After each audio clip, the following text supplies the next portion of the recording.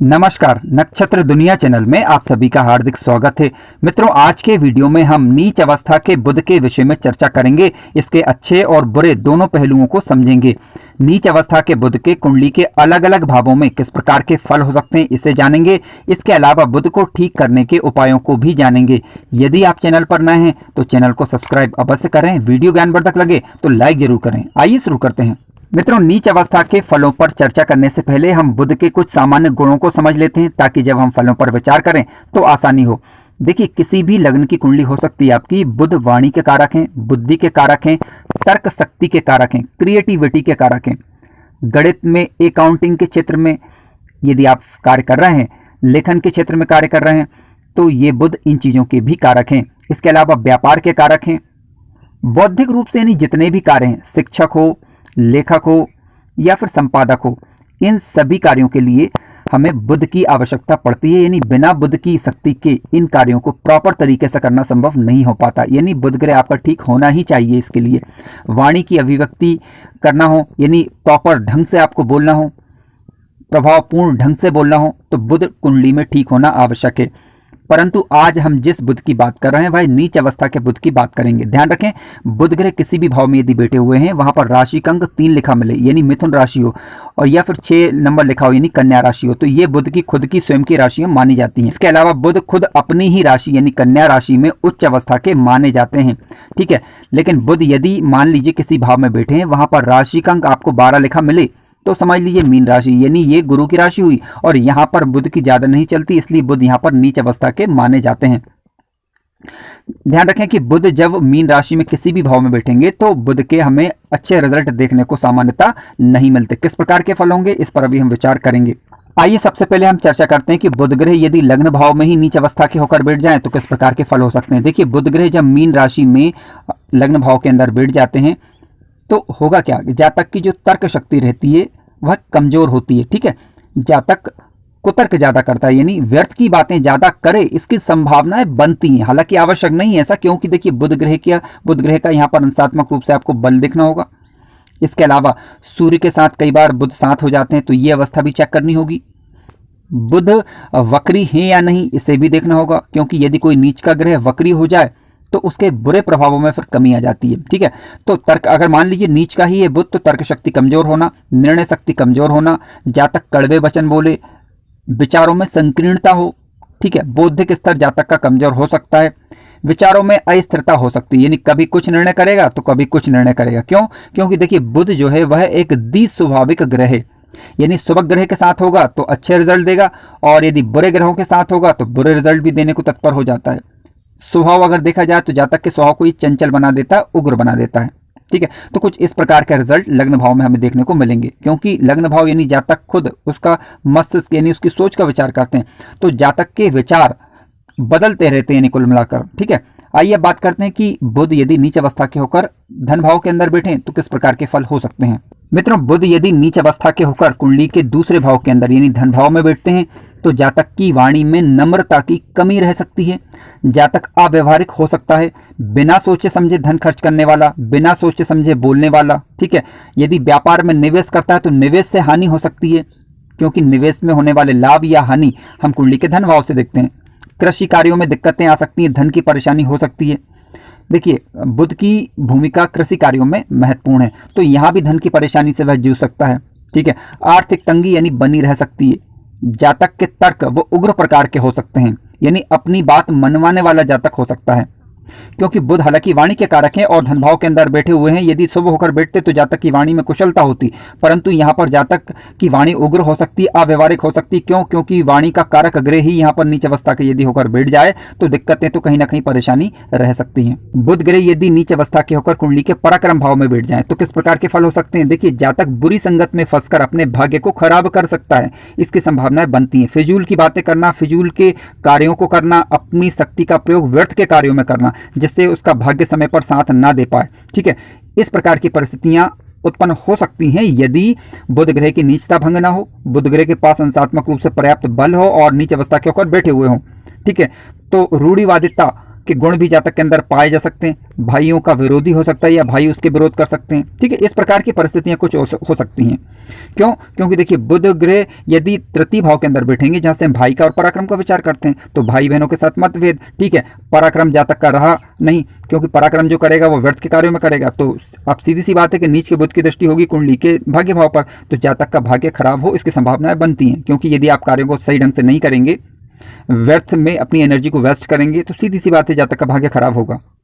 बुध यदि नीच अवस्था के होकर कुंडली के चतुर्थ भाव के अंदर बैठ जाएं तो फल इस प्रकार के हो सकते हैं। माध्यमिक शिक्षा का घर भी है, क्योंकि ये माध्यमिक स्तर की शिक्षा का विचार हम यहीं से करते हैं, तो इसमें कहीं ना कहीं व्यवधान, कहीं ना कहीं परेशानी, जातक का पढ़ाई में मन ना लगे, ठीक है।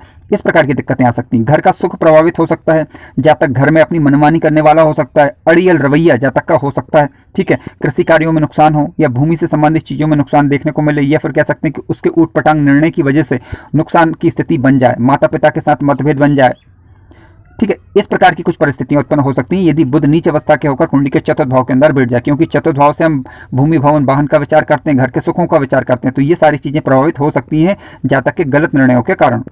बुध ग्रह यदि नीच अवस्था के होकर कुंडली के पंचम भाव के अंदर बैठ जाएं, तो देखिए कुंडली का पंचम भाव है स्मरण शक्ति वाला भाव, संतान का भाव, शिक्षा का भाव, तो यहाँ से जातक की शिक्षा प्रभावित होगी, शिक्षा में कहीं ना कहीं व्यवधान, ठीक है। याददाश्त शक्ति कमजोर होना, सृजनशीलता का अभाव यानी कलात्मक गुण का अभाव, या कलात्मक गुण है भी तो उनका प्रदर्शन सही समय पर ना कर पाना, तो जिसकी वजह से जातक की शिक्षा भी प्रभावित होगी। बुध ग्रह यदि नीच अवस्था के होकर कुंडली के छठवें भाव के अंदर बैठ जाएं तो किस प्रकार के फल हो सकते हैं। देखिए जातक की जो प्रकृति रहेगी यानी जातक का जो व्यवहार रहेगा वो लापरवाही पूर्ण व्यवहार हो सकता है, रूखा व्यवहार हो सकता है, अज्ञानियों जैसा कि व्यवहार जातक कर सकता है, इसकी संभावनाएं बनती हैं, ठीक है।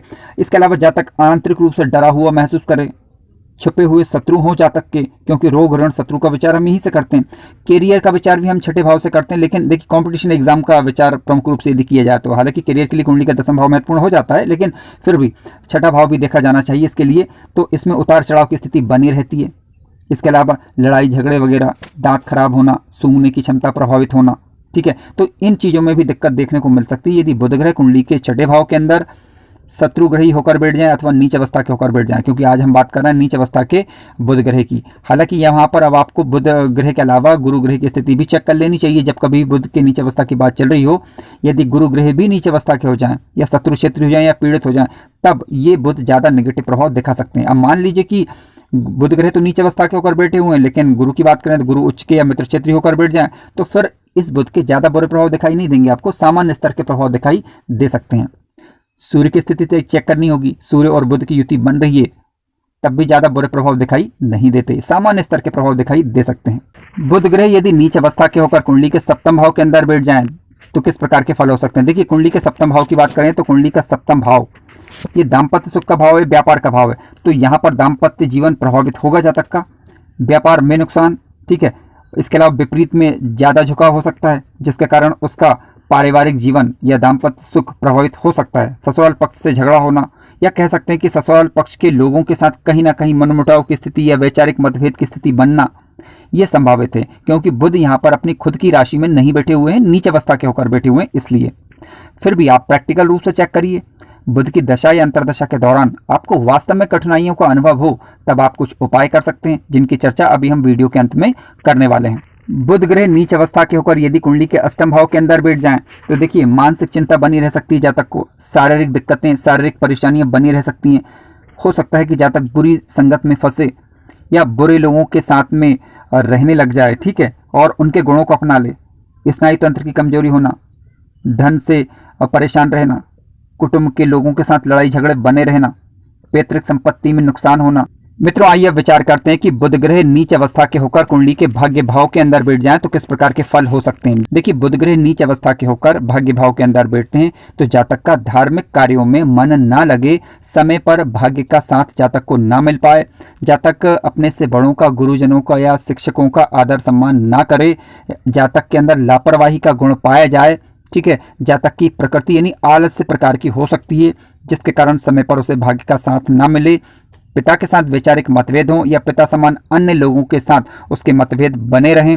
इस प्रकार की स्थितियां कुछ आ सकती हैं जिसकी वजह से जातक अपने भाग्य का लाभ ना ले पाए यदि बुध ग्रह नीच अवस्था के होकर बैठ जाते हैं तब।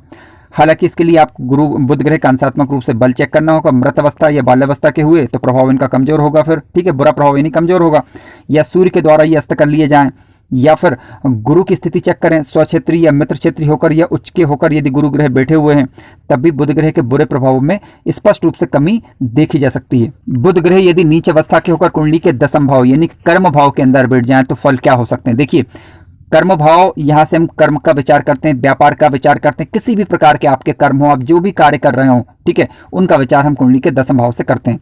तो होगा क्या कि जातक व्यापार कर रहा है तो व्यापार में नुकसान, ठीक है, यदि नौकरी वगैरह कर रहा है तो वहाँ पर कहीं ना कहीं दिक्कतें, परेशानी, आगे बढ़ पाने में परेशानियों का अनुभव होना, मनमाने ढंग से कार्य करना, जो मन में आए वही करने लग जाना, ठीक है। यदि और इसके अलावा बुध से संबंधित जितने भी कार्य हैं, जितने भी बौद्धिक कार्य जो आप कर रहे हैं उनमें कहीं ना कहीं अड़चन, दिक्कतें, आगे बढ़ने में परेशानियों का अनुभव होना या विषयों में परेशानियां महसूस होना। जैसे आप मान लीजिए कुछ टीचिंग कर रहे हैं, पढ़ा रहे हैं तो वहाँ पर आपको कुछ कठिनता का अनुभव हो, ठीक है, संपादकीय कार्य कर रहे हैं तो वहाँ पर कुछ दिक्कतें, परेशानियां हों बौद्धिक स्तर पर, ठीक है। तो इस प्रकार की दिक्कतें हो सकती हैं, केवल ये एक संभावित बिंदु है। पूरी बातों के लिए हमें कुंडली के दशम भाव में कारक ग्रहों का अध्ययन करना होगा, उनकी अवस्थाएं चेक करनी होगी, दशम भाव पर पड़ रहे अन्य ग्रहों का प्रभाव देखना होगा, गुरु ग्रह का प्रभाव देखना होगा, ठीक है। तो सारी बातों को दृष्टिगत रखने के बाद ही हम सटीकता के साथ कुछ कह सकते हैं, ठीक है, क्योंकि आज हम केवल नीच अवस्था के बुध की बात कर रहे हैं और केवल बुध के प्रभावों को जान रहे हैं। बुध ग्रह यदि नीच अवस्था के होकर कुंडली के एकादश भाव यानी आय भाव के अंदर बैठ जाए तो जातक की आय कमजोर बनी रह सकती है। हालांकि बुध ग्रह आय देंगे, बौद्धिक कार्यों से जातक को आय होगी, लेकिन अनियमित आय होगी, ठीक है।